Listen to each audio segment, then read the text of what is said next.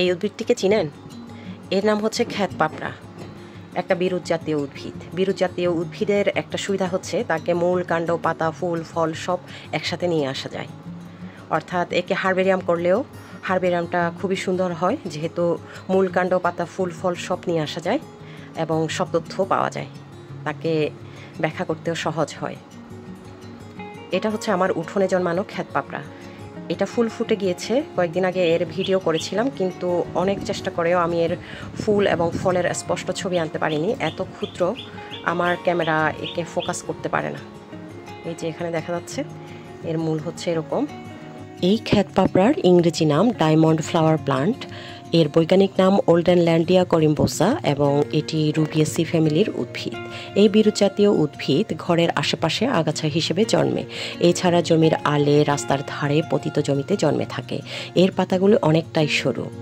সাদা রঙের ছোট ছোট ফুল ফোটে এবং ফুলের 4টি করে পাপড়ি রয়েছে। ফুলগুলি পাতার কক্ষে, কাণ্ডের অগ্রভাগে উৎপন্ন হয়। খুব চেষ্টা করছিলাম ফুলগুলোকে স্পষ্ট করে ভিডিও করতে, কিন্তু মোবাইলের ক্যামেরা কিছুতেই ফোকাস করতে পারেনি।